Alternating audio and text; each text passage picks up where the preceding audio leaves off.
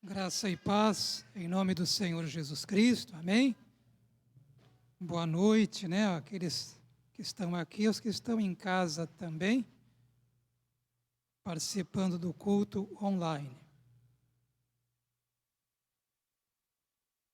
Essas viagens para o Ariri são muito importantes na história da igreja. Eu não sabia, já que estava no 51, né? Número 51. E os irmãos sabem que nós temos ali, né, irmãos, uma responsabilidade missionária. E faz tempo que eu não vou para lá. Eu estou com vontade de ir até o Ariri. Quem sabe na inauguração lá da capela, né? Inauguração da capela, porque vocês sabem, né? Acho que todo mundo quase já sabe que aquela capelinha que a gente tinha aqui, de madeira, está lá no Ariri, né? E eles estão lá arrumando tudo, né? Agora o Alexandre também, pastor Alexandre, estava correndo atrás aí para ver material, porque o material aqui é mais barato do que lá. Mesmo com frete, incrível, né? Mesmo com frete. E então está indo, né? Graças a Deus. A igreja também assumiu um compromisso, né? Por sua própria vontade, não foi nenhum pedido do irmão, de estar enviando mensalmente R$ 500 para aquele nosso irmão Melo, que é o dirigente da igreja. Já expliquei isso, mas é bom sempre explicar, né? Alguns às vezes não estão no culto. O Melo é um homem simples, né? Ele tem um trabalho, é jardineiro, e é um bico, né? Autônomo. E até ele se machucou, por isso que o índio foi fazer uma visita lá também. Então a gente decidiu fazer isso. Uma ajuda, né, de custo, porque ele é um homem que cuida da igreja. Ele não tem o título de pastor oficialmente, não foi ordenado, mas ele é considerado ali no bairro pastor por todos ali, né? Devido à atitude dele, tá? Um homem de bom testemunho e um homem que ama Jesus Cristo e ama a obra do Senhor. Então, é muito bom quando a igreja contribui para alguém assim. Só que a igreja passou por um período financeiro difícil, os irmãos sabem, caiu o número de contribuintes, e aí nós tivemos dificuldade para enviar esse dinheiro, inclusive, para ele. Foi aí que o índio e mais um grupo de irmãos, no outro mês também, resolveram levantar uma oferta, né, para cobrir, já que a tesouraria da igreja não tinha condições de mandar essa oferta, mas não ficou em branco, não. Pela graça de Deus, né? O irmão pôde receber, tá bom? Eu não sou o irmão Francisco, mas aqui fica o meu incentivo para que os irmãos estejam contribuindo com a obra do Senhor, tá, irmãos? Há muita coisa a ser feita até que o Senhor Jesus volte. Deus não precisa do dinheiro, mas a obra do Senhor precisa, né? Para que possa avançar, tá bom? Vou convidar os meus irmãos a lerem no livro de Apocalipse, capítulo 2, versículos 1 ao 7. Se tiver alguém aqui que possa compadecidamente, já sei que é a irmã Jona, buscar um copinho de água, ou 2, eu agradeço. Livro de Apocalipse, capítulo 2, versículos 1 ao 7. Eu vou pedir para vocês, depois, à medida que eu for, aí vai ter que ficar atento, tá? Eu vou falando o versículo, aí vocês deixam o versículo que eu estou explanando sobre ele, tá? Dando a mensagem, né, do versículo, vocês vão deixando aquele versículo. Depois eu vou dando a direção para vocês, eu vou aqui falar qual o versículo. Diz assim o texto: Ao anjo da igreja em Éfeso escreva: Estas são as palavras daquele que tem as 7 estrelas em sua mão direita, e anda entre os 7 candelabros de ouro. Conheço as suas obras, o seu trabalho árduo e a sua perseverança. Sei que você não pode tolerar homens maus, que pôs à prova os que dizem ser apóstolos, mas não são, e descobriu que eles eram impostores. Você tem perseverado e suportado sofrimentos por causa do meu nome, e não tem desfalecido. Contra você, porém, tenho isto: você abandonou o seu primeiro amor. Lembre-se de onde caiu, arrependa-se e pratique as obras que praticava no princípio. Se não se arrepender, virei a você e tirarei o seu candelabro do lugar dele. Mas há uma coisa a seu favor: você odeia as práticas dos nicolaítas, como eu também as odeio. Aquele que tem ouvidos, ouça o que o Espírito diz às igrejas. Ao vencedor darei o direito de comer da árvore da vida, que está no paraíso de Deus. Amém, irmãos?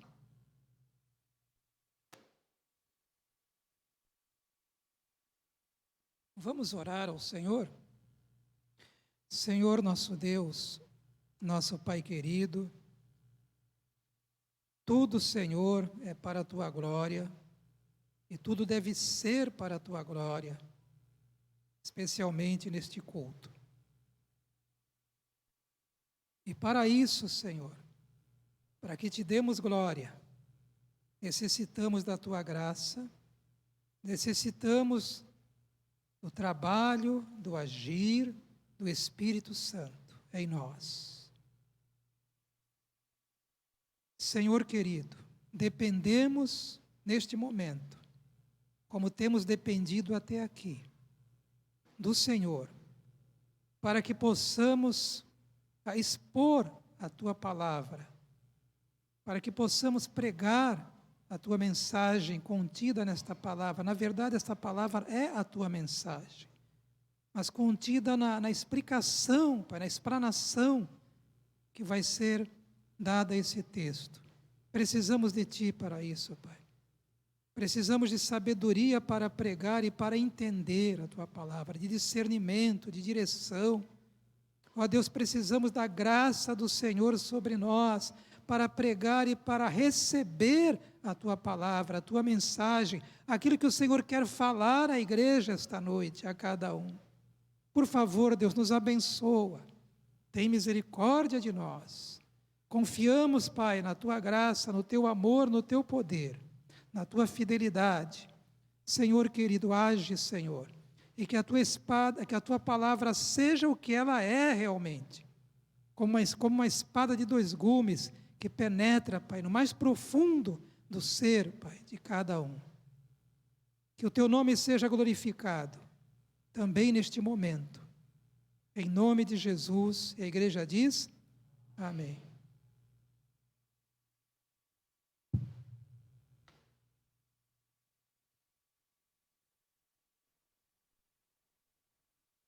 Pastor Emerson também pregou no livro de Apocalipse, né? Só que em outro texto. E o tema pode ser esse. Eu dei esse tema aqui, inclusive para chamar a atenção, né? Para a mensagem. Elogio e repreensão de Cristo. Porque é o que nós temos aqui. Nós temos, da parte do Senhor Jesus, um elogio a esta igreja de Éfeso, mas também uma repreensão a essa igreja de Éfeso. O anjo da igreja, diz aqui, o anjo, a carta é para a igreja, mas é escrita desta forma: o anjo da igreja em Éfeso, escreva. Alguns poucos, né, estudiosos, né, podem ser muitos, mas a minoria, entende como se fosse anjo mesmo, né? Como se houvesse, cada igreja tivesse um anjo, né, de alguma forma ministrasse a favor da igreja, mas a maioria não vê dessa forma, eu também não. Eu até acho estranho por que o apóstolo João escreveria, né, uma carta dada por Jesus para o apóstolo João escrever a um anjo, né? Eu acho estranho. Eu prefiro aceitar que ali está falando da pessoa responsável pelo cuidado daquele rebanho de Cristo na cidade de Éfeso. Possível que houvesse ali toda a ideia no livro de Atos, quando você lê a chegada de Paulo a Éfeso, também você vê isso, e quando ele também vai a segunda vez, quando vai a Mileto, né? E ali de Mileto ele manda chamar a liderança daquela igreja, então ele chama os presbíteros de Éfeso, da igreja de Éfeso. Então havia ali uma liderança, vários líderes naquela igreja, presbíteros, pastores, mas provavelmente alguém ali era responsável pela liderança daquela igreja, é como eu entendo. Então, esta carta ao anjo da igreja em Éfeso, escreva, porque a carta era para a igreja, não somente para o responsável, mas para a igreja, para todos eles, inclusive para o responsável pelo cuidado com o rebanho.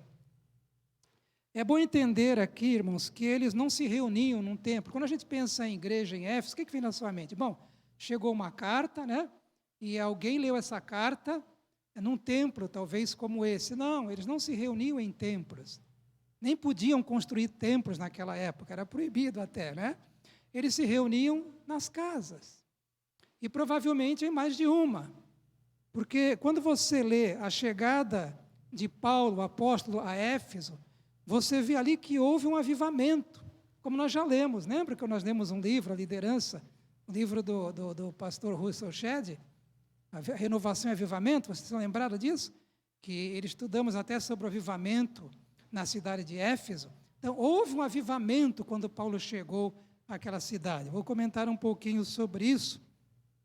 Paulo evangelizou ali na sinagoga, porque havia muitos judeus na cidade de Éfeso, e também na escola de Tirano. Então, ele usou uma sinagoga e a escola para pregar, para ensinar a mensagem do Senhor. Ele passou quase 3 anos ali, e realmente houve um avivamento. O texto lá em Atos fala, inclusive com muitos milagres extraordinários, né?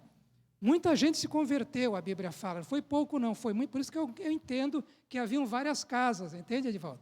Eu não acho que aquela igreja cabia numa casa só, Rafael.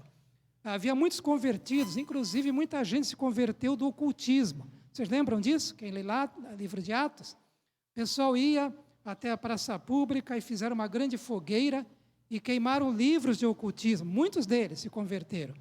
E o avivamento foi tal que muita gente estava abandonando a idolatria. Naturalmente não era a maioria do povo, mas muita gente convertendo-se a Cristo e abandonando a idolatria. Então aconteceu uma revolta por parte os profissionais, artífices, né? Os artífices que construíam ídolos. Faziam ídolos, estavam mais, puxa, nós vamos perder dinheiro. Né? Olha só, tanta gente aí se convertendo, deixando os ídolos, aí se revoltaram, aí houve ali uma multidão, eles, de alguma forma ali, levaram a multidão a se revoltar também contra Paulo e contra os amigos de Paulo. Tá? Todo mundo, acho que quem leu Atos lembra disso, talvez esteja lembrando disso aí. Então, eu entendo assim, que realmente havia muitos crentes, quando Paulo, pelo menos, saiu da cidade de Éfeso, deixou uma igreja ali forte, uma igreja pujante naquela cidade. Não só Paulo ministrou ali, também Timóteo. Olha só, que igreja, hein? Paulo, pois Timóteo, né? Timóteo liderou aquela igreja, e para não bastar, também o apóstolo João, né, Emerson? O Emerson até falou sobre isso. O apóstolo João também pastoreou ali em Éfeso. Gente boa, né, Edvaldo? Pastoreando aquela igreja, né? Éfeso, irmãos, era uma cidade muito importante na época. Segundo, né, os estudos aqui, a gente foi procurar saber e já tinha me esquecido de algumas coisas. O Emerson colocou aqui algumas coisas quando falou sobre as cidades da época. Era a segunda cidade mais importante ali do Império Romano. Ela tinha 250 mil habitantes, talvez isso, mais ou menos. É grande, né? Uma cidade naquela época com 250 mil habitantes. População, centro comercial, industrial, um dos maiores portos daquela época era o porto que estava ali em Éfeso. Recebia muita gente ali. Havia um anfiteatro, uma espécie de estádio, né? Paulo, inclusive, né? Eles queriam levar Paulo para o anfiteatro, levar os amigos ali, aquela multidão. Paulo, naturalmente, não foi. Ele queria se apresentar, mas os irmãos disseram que era muito perigoso para ele não ir lá quando teve aquela revolta. E aquele anfiteatro era grande, gente. Eu não sei quanto cabe na Vila Belmiro, tu sabe, Ed? Alguém sabe aí? O Edivaldo não sabe, ele sabe quanto cabe lá no Parque Antártica. Né? O Rafael sabe? Eu não sei, mas diz que cabia ali 25 mil pessoas. Grande, né? 25 mil pessoas. Então, era uma cidade. Ali havia grandes construções, havia uma biblioteca enorme, havia o templo da deusa Diana, ou Ártemis, né? Diana para os romanos, Ártemis para os gregos, era a deusa da fertilidade. Aí você já sabe, né? Havia aqueles cultos pagões, com alguns rituais, com práticas sexuais e morais. Era uma cidade, assim, com a moralidade baixo nível. Era uma cidade portuária, também os irmãos imaginam, né? Uma cidade idólatra, tá? E essa cidade, ela foi destruída no século III, no ano 263, os godos, quem estudou história, né? Era uma das tribos germânicas lá, vieram e destruíram a cidade, não totalmente, não, mas destruíram muita coisa. Então, esta é a história dessa cidade de Éfeso, que é interessante você ver o contexto. Então, o Senhor Jesus envia uma carta, através do apóstolo João, à igreja que estava nessa cidade. Agora, não era mais na época de Paulo, mas numa época mais distante. Alguns creem que era pelos anos 80 a 90, por aí, né? Então, vamos lá, irmãos. Jesus diz, então, o seguinte aqui, no versículo 1. Agora vou estar no versículo 1. Estas são as palavras daquele que tem as 7 estrelas em sua mão direita e anda entre os 7 candelabros de ouro. Aliás, o Senhor já havia dito isso no versículo 20 do capítulo 1, né? E aí houve uma explicação para o apóstolo João. Este é o mistério das 7 estrelas que você viu em minha mão direita e dos 7 candelabros. Aqui o próprio Jesus fala, as 7 estrelas são os anjos das 7 igrejas, e os 7 candelabros são as 7 igrejas, uma delas, Éfeso.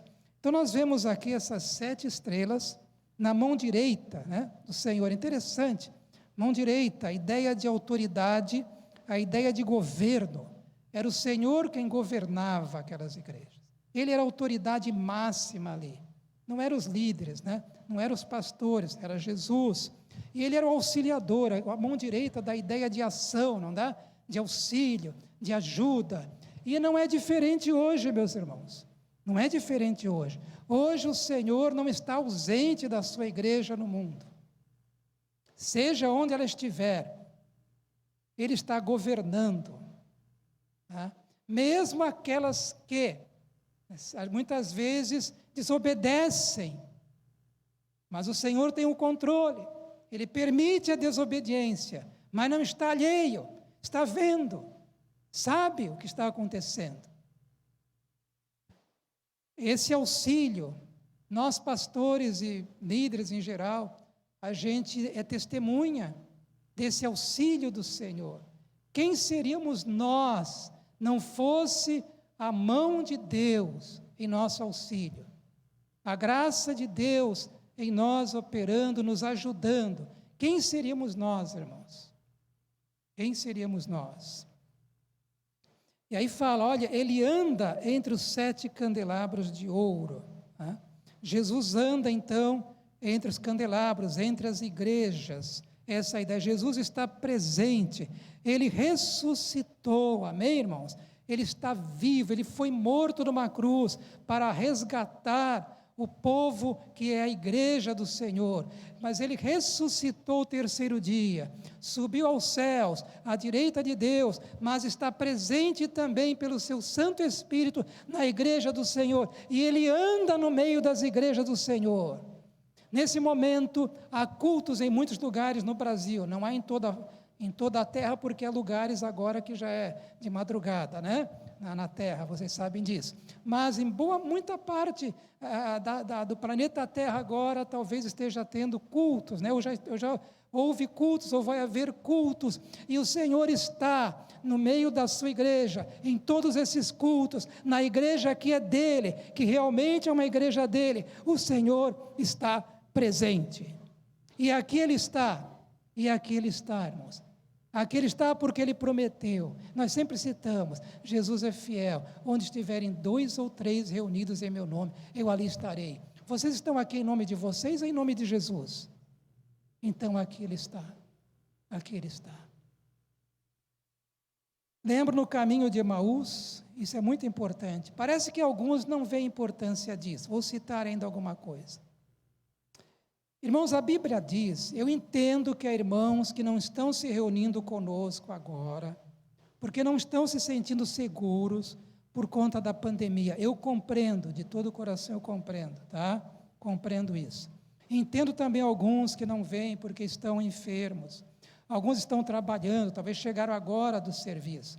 Entendam bem. Mas eu quero dizer para você, tirando as exceções, né?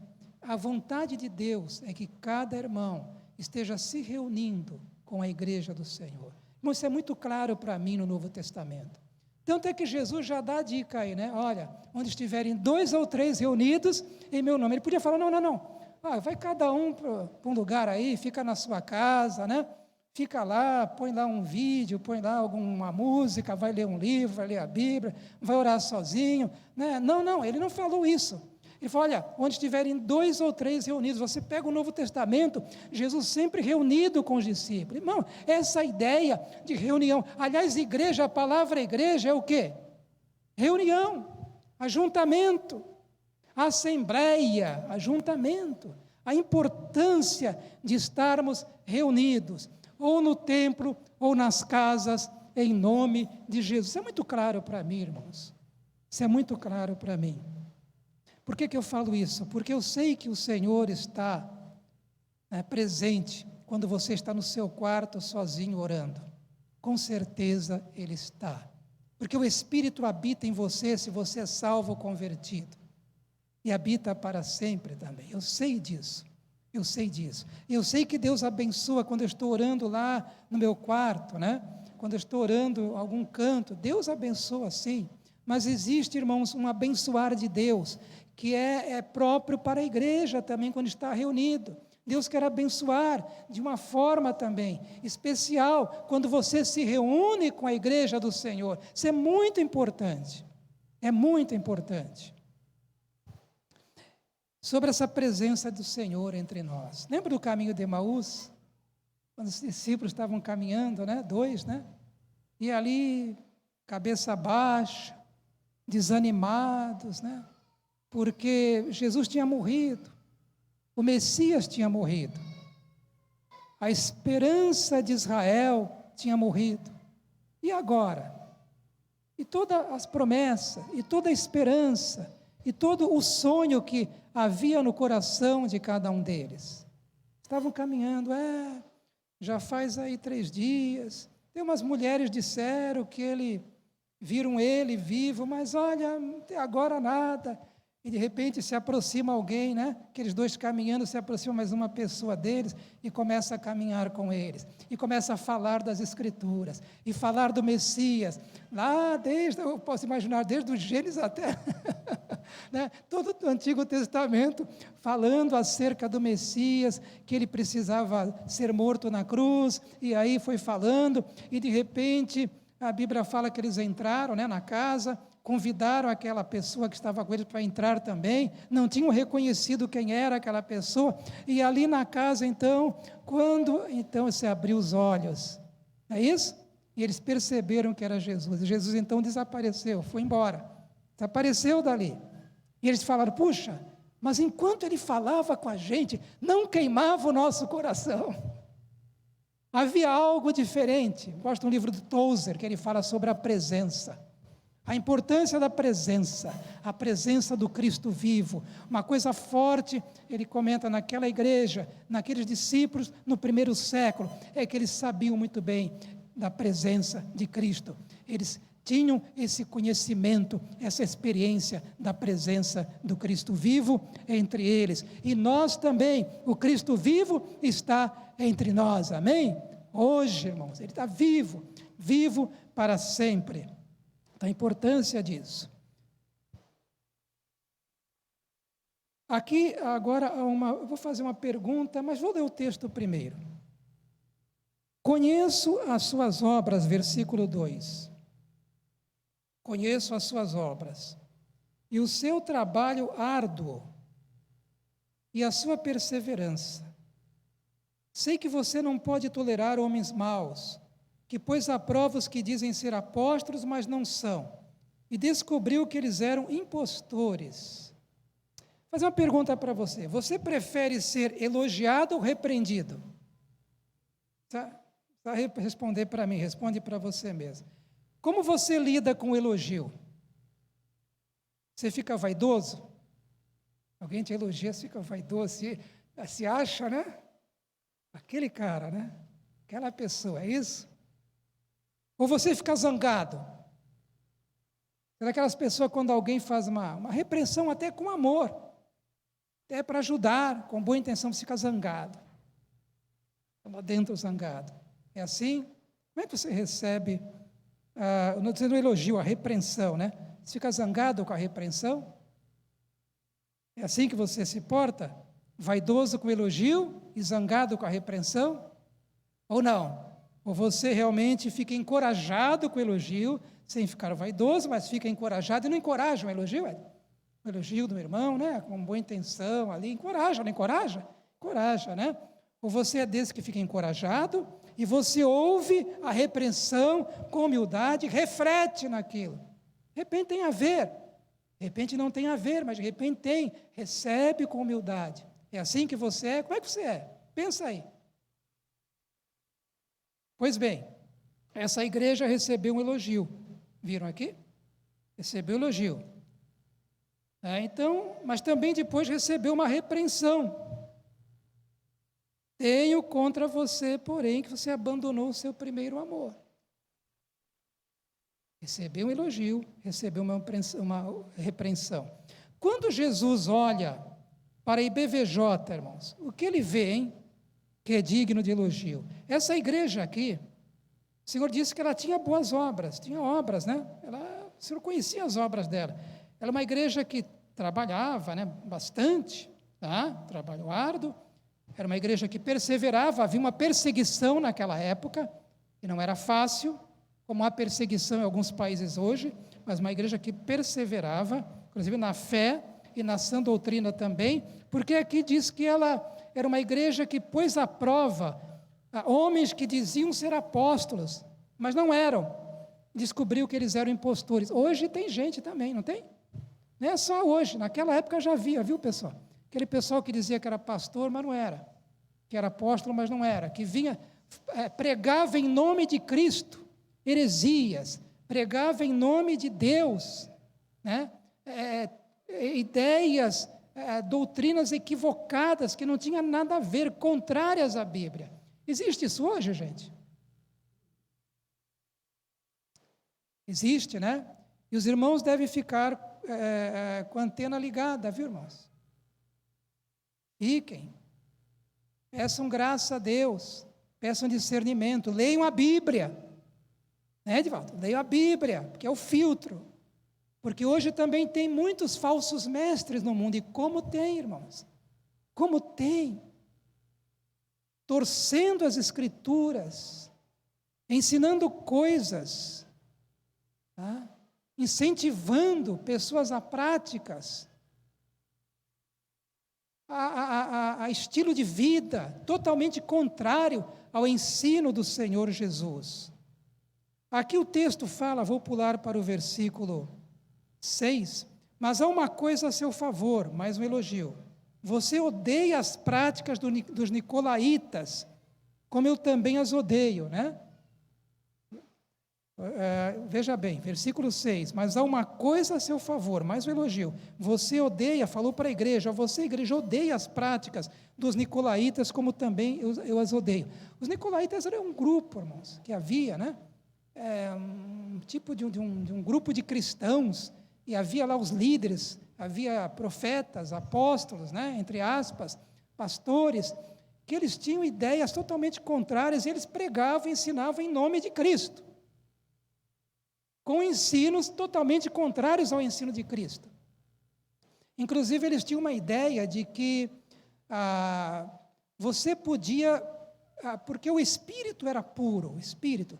Né? Agora o corpo ele realmente era impuro e nunca o corpo era assim mesmo. Você podia fazer tudo o que você quisesse com o seu corpo, estava liberado, não tem problema não. Afinal você é de Cristo, né?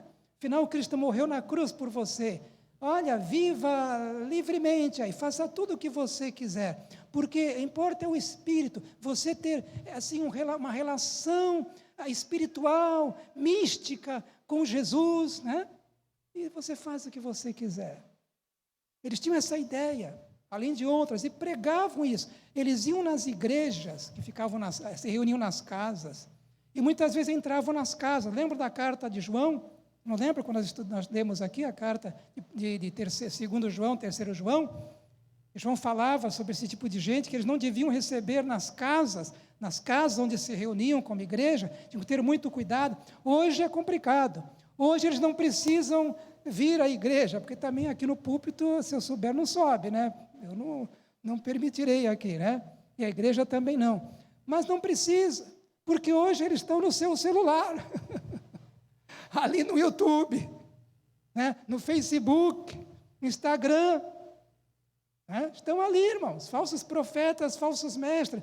Por isso, meu querido irmão em Cristo, você precisa ser alguém que lê a Bíblia, conhece a palavra de Deus, não seja preguiçoso, não seja relapso.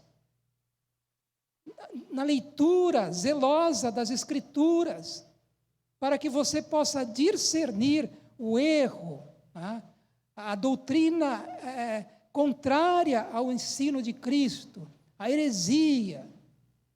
Então, aqui ele fala disso. Olha, essa igreja, ele elogia essa igreja. Era uma igreja que eles não aceitavam, não. Eles eram uma igreja bem fundamentada. Também tiveram a Paulo, Timóteo, a João, né? Ensinando ali, sabe lá quem mais, não é isso? Tiveram um bom ensino. Tiveram gente que ensinou a palavra. Tá? Que deu a Bíblia para eles, a palavra de Deus da época, né? Para eles. Tá? Era a Escritura, nós tínhamos o Antigo Testamento que eles usavam, e as cartas, e o ensino dos apóstolos, né? Que eles ensinavam oralmente aquilo que vinha realmente do Senhor, aquilo que receberam do Senhor Jesus. Era uma igreja bem fundamentada nas verdades da palavra de Deus, do reino de Deus. Então, foi um elogio. Então, essa igreja, irmão, tem que ter isso como objetivo. A gente conversa com pastores sobre isso.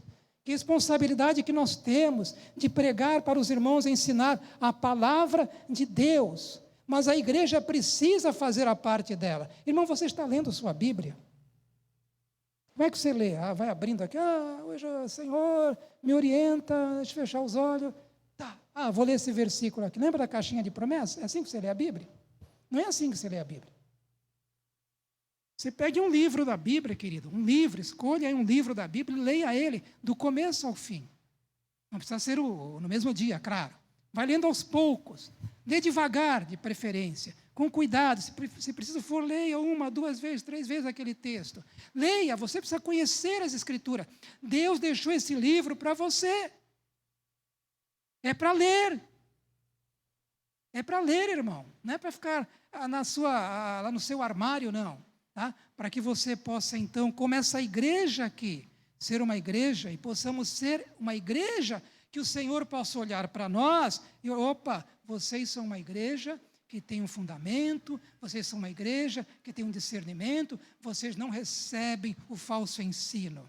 Você odeia, né? Você tem uma rejeição pela heresia, porque o Senhor está falando, olha, vocês odeiam, né? A prática, não só o ensino, mas a prática, porque o ensino leva à prática, a prática dos nicolaítas, como também eu as odeio.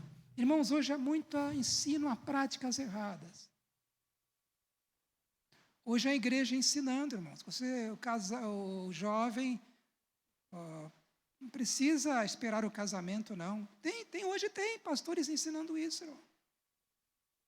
Tem igreja ensinando isso. Não precisa esperar o casamento, não.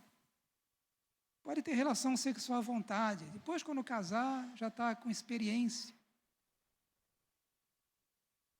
Irmãos, terrível isso. Terrível isso. Hoje a igreja ensinando, né? Sobre relação sexual.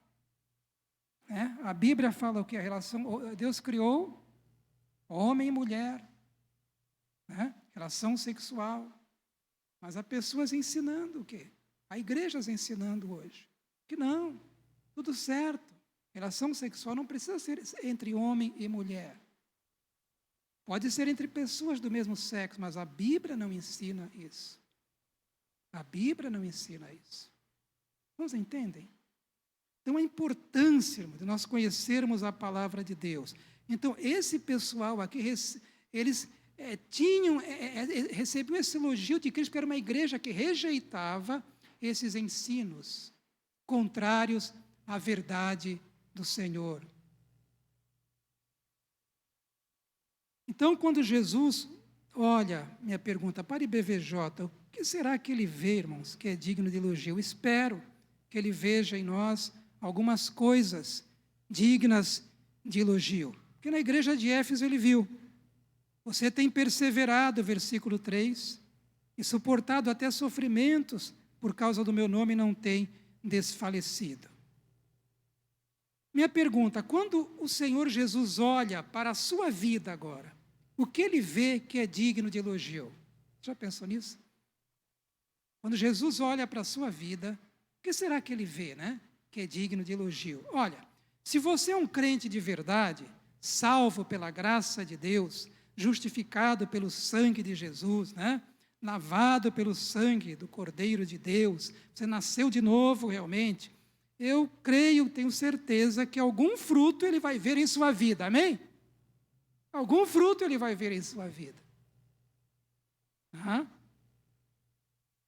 Agora, que você não seja como aquela figueira, né?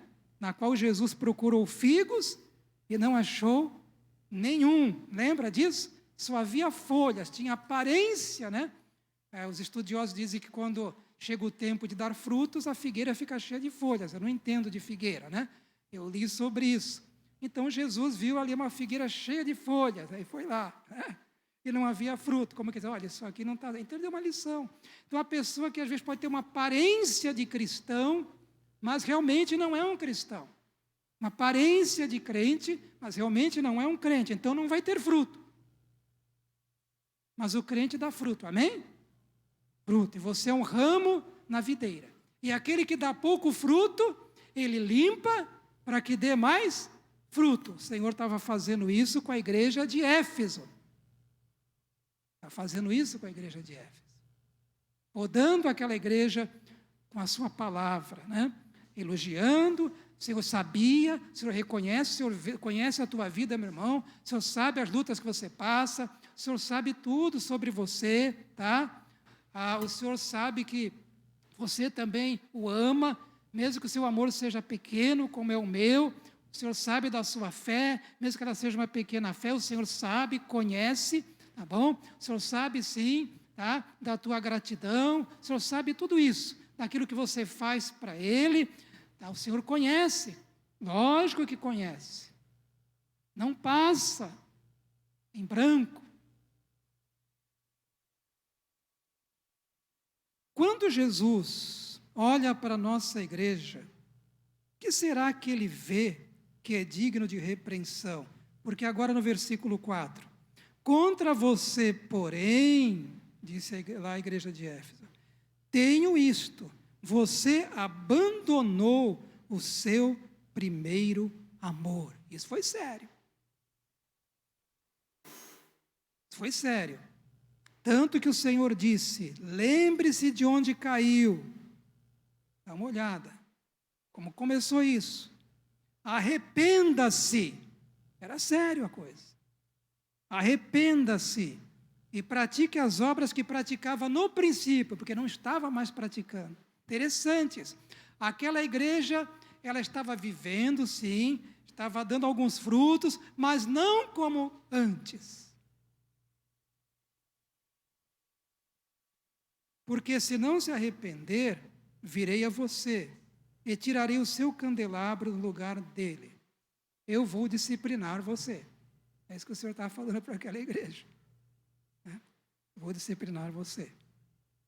Irmãos, quando Jesus olha então para a nossa igreja, o que ele vê que é digno de repreensão?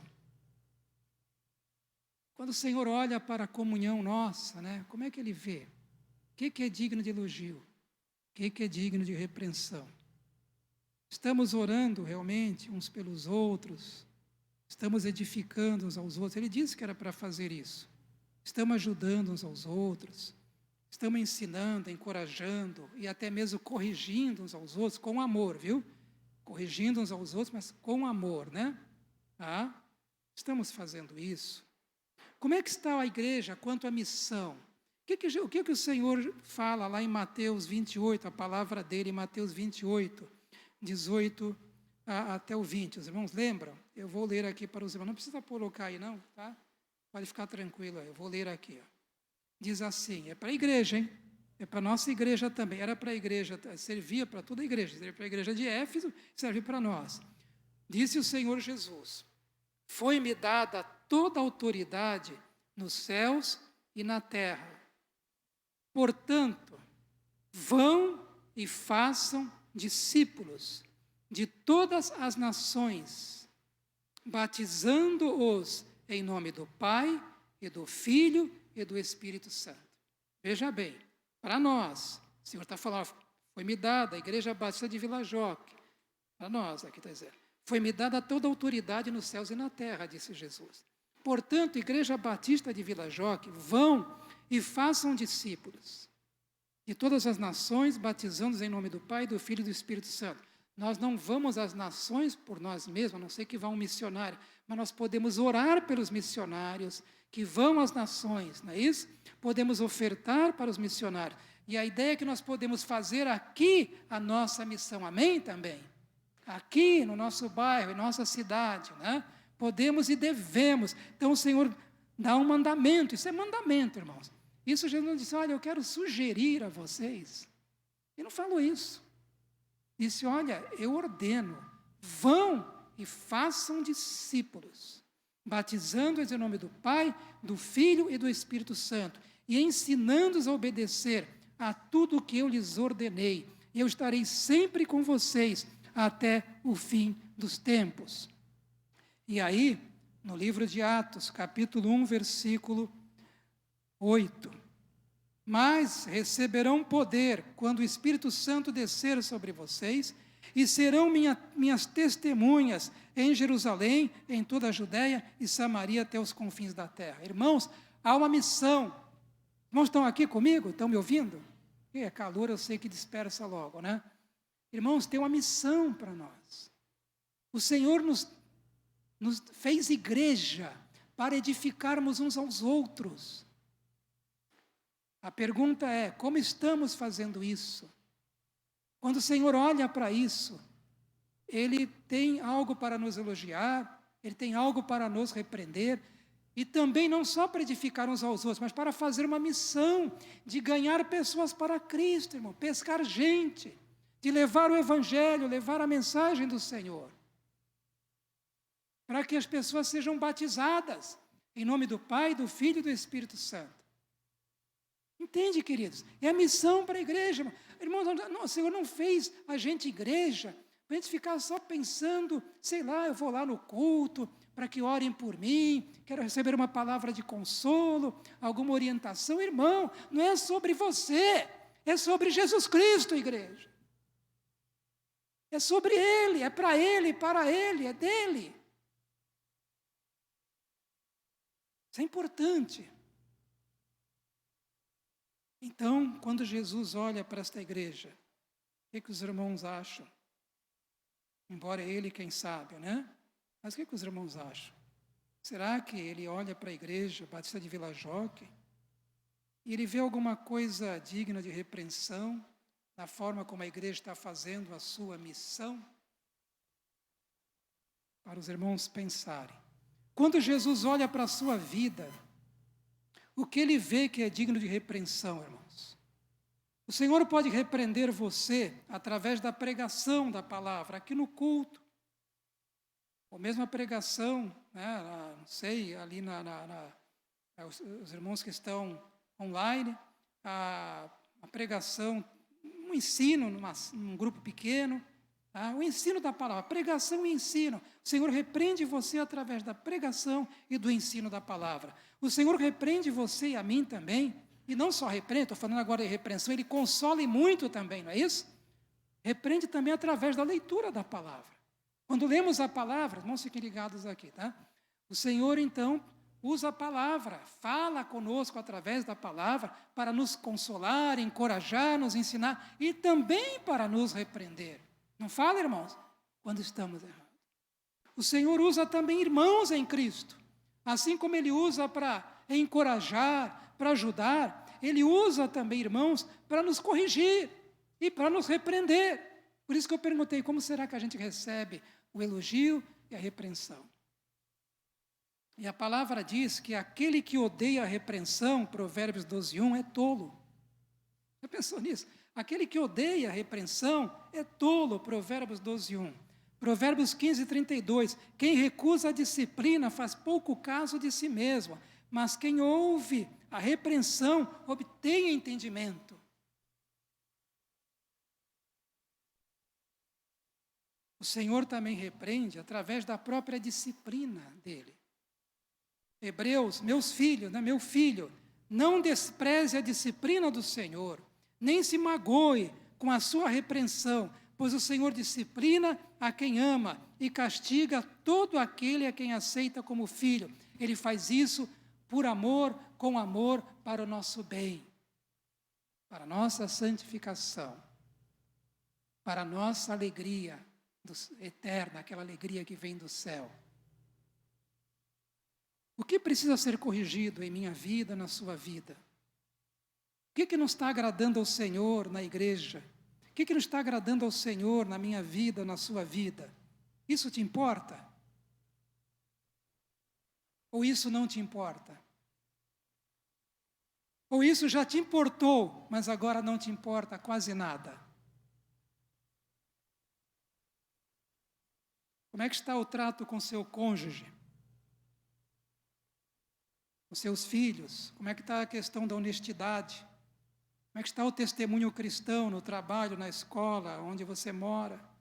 Como é que está o uso das palavras? Fofoca? Será? Palavras obscenas? Será que é isso? Espero que não. Como é que está isso? Murmuração a todo tempo? Como é que está isso? Como é que está o respeito à liderança? Isso é importante, a gente faz tempo que não fala sobre isso. A submissão aos líderes, Respeito à liderança. Como é que está o seu envolvimento com a igreja do Senhor, a qual você pertence? Como é que está isso, querido? Como é que está isso na edificação da igreja, na missão da igreja? Você está desenvolvendo os seus dons e talentos que o Senhor te deu para você estar ajuntando, aqui na igreja, ajudando os irmãos na sua missão, no propósito, realizar o propósito para o qual Deus criou a igreja. Como é que está isso? Você está realizando a sua função no corpo de Cristo, de acordo com Efésios 4:15? É bom a gente pensar nessas coisas, porque se você é crente, eu entendo que o Senhor tem coisas que Ele vai olhar na sua vida e vão ser dignas de elogio esta noite. Mas se você é como eu, há coisas que vão ser dignas de repreensão, de correção também. Amém, irmãos? Amém mesmo? Efésios diz, olha, antes, seguindo a verdade em amor, cresçamos em tudo naquele que é a cabeça, Cristo. Dele, Cristo, todo o corpo, a igreja, ajustado e unido pelo auxílio de todas as juntas, cresce e edifica-se a si mesmo em amor. Que lindo! Maravilhoso! Mas como isso acontece? Na medida em que cada parte, eu, você, realiza a sua função. Senão não acontece essa coisa linda e maravilhosa que diz aqui, esse corpo ajustado, unido, crescendo e edificando a si mesmo em amor.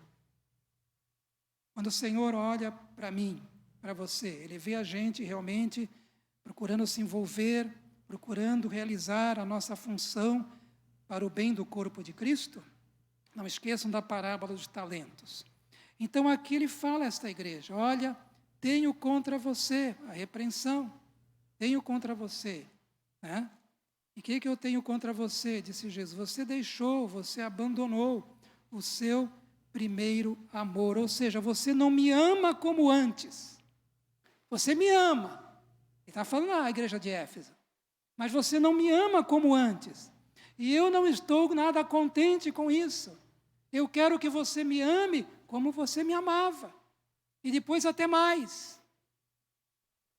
Vocês entendem? Irmão, deixa eu falar uma coisa para vocês aqui.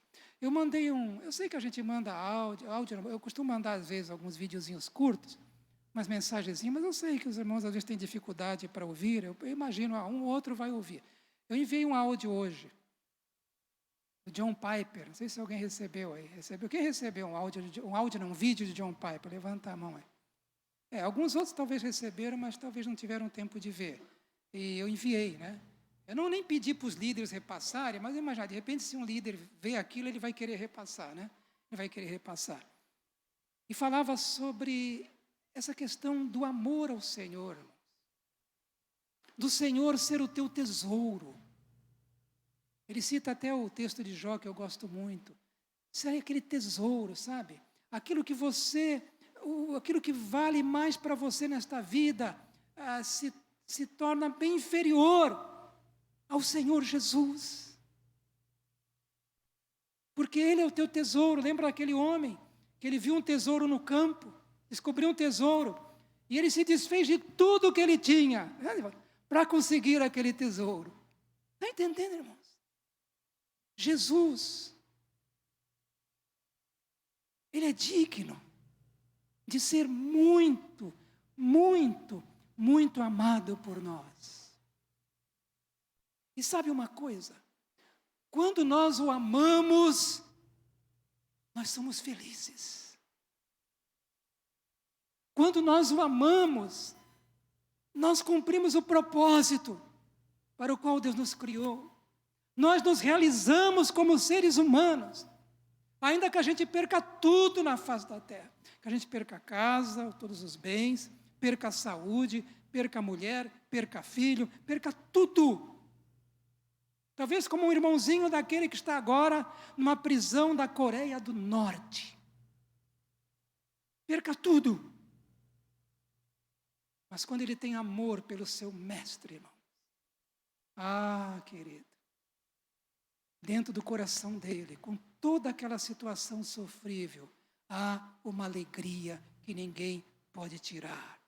Há um prazer, uma satisfação, um contentamento que só o céu pode dar. Os irmãos entendem isso?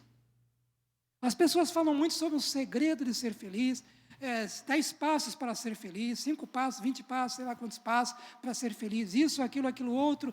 Querido, o alvo não é você ser feliz, o alvo é você amar a Jesus Cristo. Mas com certeza, quando você ama, você é feliz.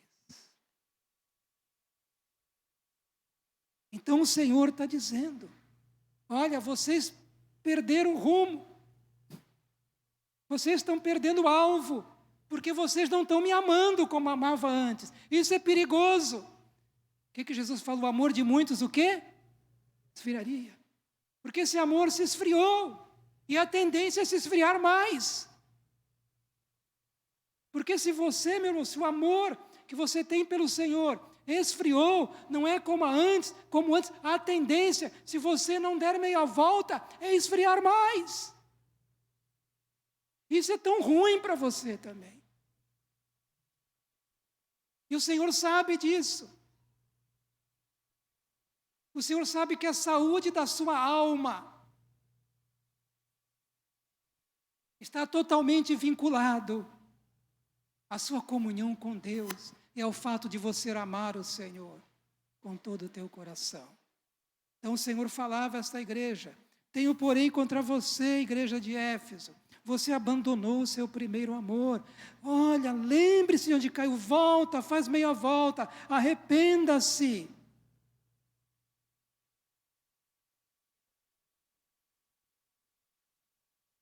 E aí a palavra vem. Versículo 7. Aquele que tem ouvidos, ouça o que o Espírito diz às igrejas.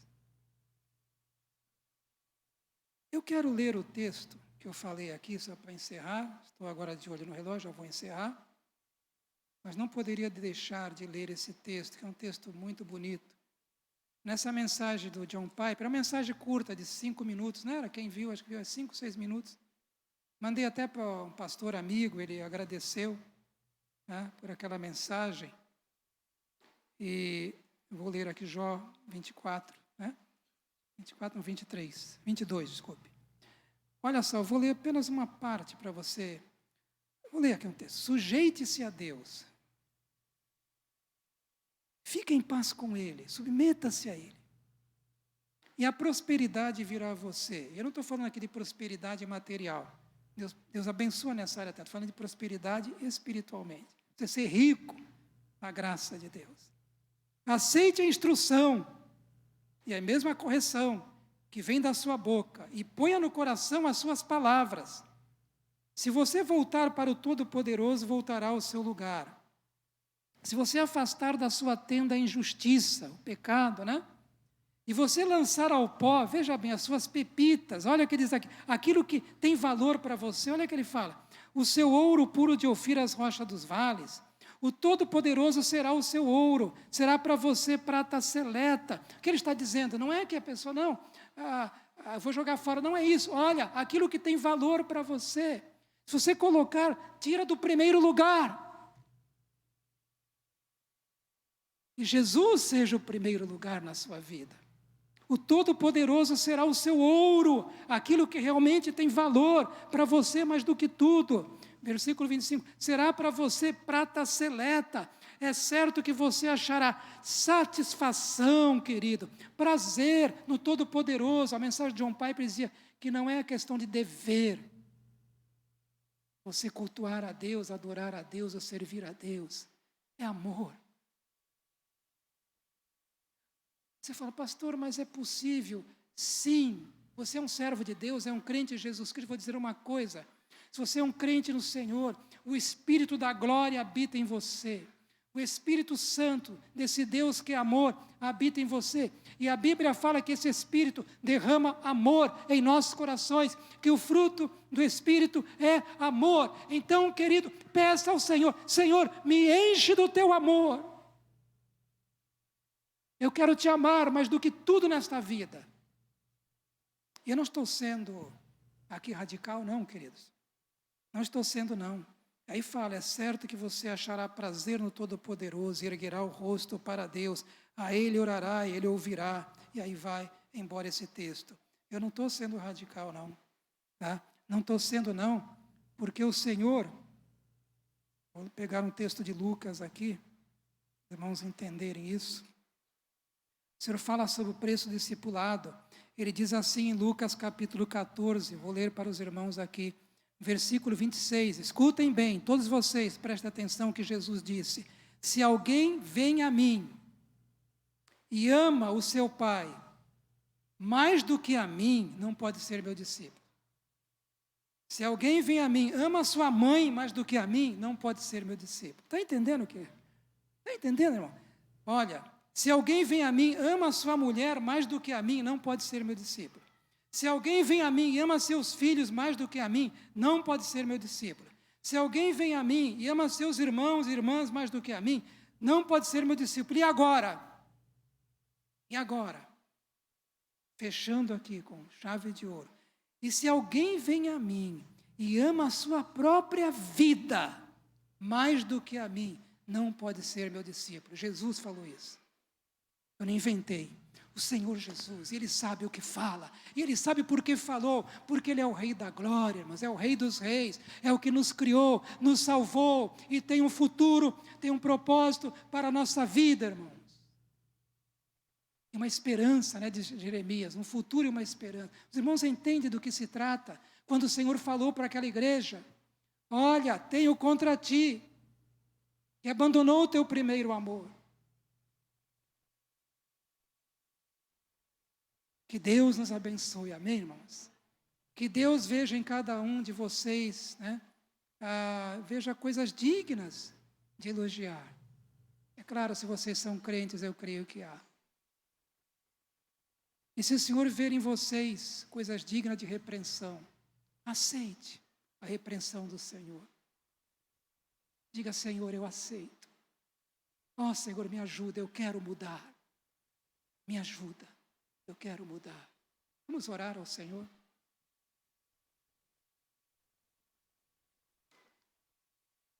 Enquanto nós oramos, ora primeiro, depois eu falo. Ora, é um momento importante seu. Ore ao Senhor agora. Você e Deus, você é muito amado, mas você é tão amado, o pastor Wagner pregou sobre isso. Você é tão amado, meu irmão em Cristo, pelo Senhor, que você nem imagina. É um amor imensurável, não dá para medir esse amor. Você é um filhinho querido de Deus. O apóstolo João chamava aquela igreja de filhinhos. Ele chamava isso porque havia um sentimento no coração dele que vinha de Deus.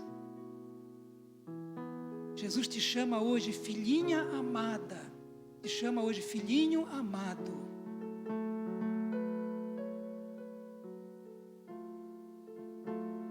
É um grande amor. Amor muito grande, irmãos. Não há como esse amor não me constranger e não constranger você.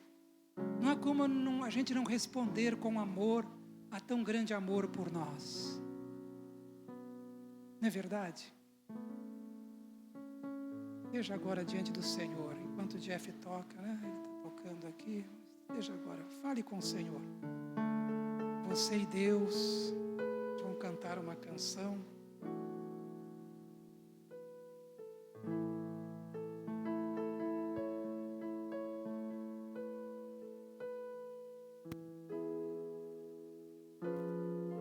Esse amor cresça em meu coração, ó Deus, que esse amor cresça no seu coração, que esse amor aumente mais e mais no coração dos irmãos, que esse amor do Senhor pelo Senhor, e quem ama o Senhor ama os irmãos, né? Que esse amor cresça, que ele aumente mais e mais, querido, no coração desta igreja, mais e mais.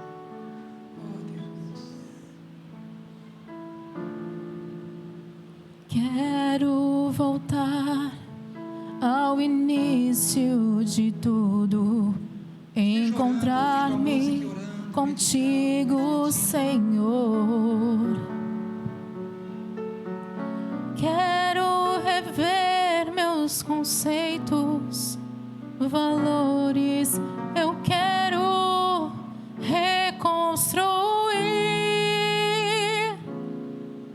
Vou regressar ao caminho, vou ver as primeiras obras, Senhor. Eu me arrependo, Senhor, me arrependo, Senhor, me arrependo, Senhor. Eu quero voltar ao primeiro amor, ao primeiro amor. Eu quero voltar a Deus. Eu quero voltar ao primeiro amor, ao primeiro amor. Eu quero voltar a Deus. Bem, graças a Deus. Irmãos, uma coisa eu quero falar à igreja. Quando estava meditando nesta mensagem, me veio o coração. Isso. Esta igreja, irmãos, nós temos que orar. Eu creio que Deus já está fazendo isso. Para retornar ao nosso fervor missionário. Essa igreja aqui, irmãos, ela já foi, ela tinha até mesmo, não é isso que a gente quer, ela tinha até uma fama, Edivaldo, o Alexandre, Edivaldo também, você lembra, Edivaldo? Há pessoas em outros lugares que sabiam sobre essa igreja, nunca tinham vindo aqui, que era uma igreja missionária, que tinha um ardor missionário. Essa igreja, ela contribuía com missões. Ela chegou a uma época que dava 40% do que entrava para missões. Eu creio que isso alegra muito o coração de Deus, irmão, porque Deus quer uma igreja que não apenas pense em si, mas a igreja está aqui para pensar nas nações também. Está entendendo? Porque se nós estamos aqui hoje é porque gente de outras nações vieram pregar o evangelho para nós. E sabe, missionários vieram ao Brasil pregar o evangelho. E vieram sustentados por igrejas que enviaram esses missionários. Queridos, é algo que nós não podemos perder. Fervor missionário, ardor. Essa igreja teve uma época, ela começou lá atrás, eu era mais novinho, bem mais novinho. Irmão Joaquim, a gente conversava com os lideranças. Tem uma época que essa igreja, lá no comecinho, propôs 20% de tudo que entrar para a igreja, para missões. Eu lembro disso. Lembra, meu Marinaldo? E aí, depois foi para 30, depois foi para 40. E eu vejo que hoje, na minha visão, parece que houve um esfriamento sobre missões. A gente não pode ficar pensando só na gente, irmãos. Hoje nós temos um templo, que bom, né? Razoável, vai ficar mais bonito ainda. Mas tem gente que nem Bíblia tem. Tem igrejas, irmãos, que eles não é que rasgam, eles tiram folhas da Bíblia para dividir para irmãos, para lerem. Porque não tem Bíblia, Wagner. Tem gente que não tem templo nenhum. Não tem templo. E não tem como se reunir. E não é só por causa da perseguição, é porque não tem mesmo. Então nós não podemos perder. A minha oração, e eu tenho orado por isso, e tenho orado muito, irmãos, para que a igreja seja desafiada. E eu tenho um desafio para a igreja, eu tenho orado ao Senhor já faz um tempo. Não vou passar agora não. Primeiro é para o conselho. Tem um desafio para a igreja. E quando a igreja se envolve com missões, irmãos, isso glorifica ao Senhor. Isso o Senhor sorri. Como diz Rick Warren no livro dele. Isso alegra o coração do Senhor. Aí sim vem aquele: dai e ser-vos-á dado. Quando a igreja se envolve com missões, é aquilo que o profeta Elias chegou na casa daquela viúva, lembra? Queria que ela desse para ele comida, mas ela só tinha ali um pouquinho de farinha, um pouquinho de azeite que dava só para uma refeição, para ela e para o filho, e depois iam morrer, porque era fome no mundo, naquela época, naquela região. E Elias então, movido por Deus, pelo Espírito Santo, disse: não, você vai fazer o seguinte, com esse pouquinho de farinha e esse pouquinho aí de azeite, você vai fazer um bolo para mim. Nossa, que coisa, que profeta é esse? Está entendendo? E a mulher fez. Ele prometeu: porque não vai faltar na tua botija, não vai faltar nem azeite nem farinha. E a mulher deu então aquilo que era para ela precioso, deu para o profeta Elias. E aí não faltou. Não estou aqui, vou pedir dinheiro para pastor, não é isso. O que eu estou falando é de missões.